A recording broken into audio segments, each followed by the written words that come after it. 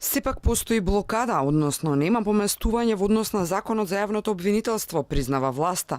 За разлика од оптимизмот на министерката за правда што се појави последниве денови, па и категоричност од Дескоска дека дури и без ВМРО ДПМН законот ќе се донесе.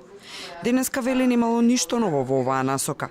Ама не во преговорите со ВМРО ДПМН, туку во однос на обезбедувањето на двотретинско мнозинство, што им е неопходно за да помине законот.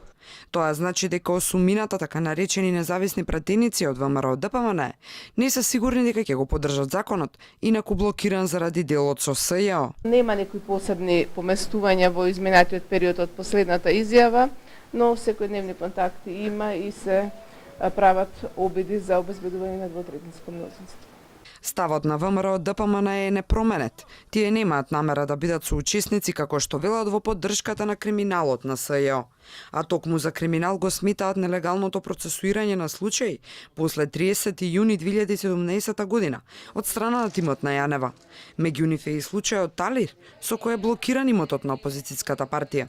Иако знаеле дека после 30 јуни не смеат да подигаат обвинение и да собираат докази, тие продолжиле, покренале дури и обвиненија пред судот, загрозиле човекови права на одредени лица, направиле штета и тоа, сакаат сега од нас да се амнестира.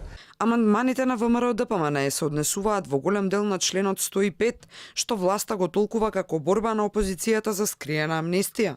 Според Менкиновски, нивниот став е напротив, ефикасна борба со криминалот и квалитетни реформи на судството. Тој нагласува и дека тимот за преговори на неговата партија броел 40 на луѓе, а СДСМ ја представувала Дескоска, што значело само по себе кој со каква сериозност разговара за обвинителството.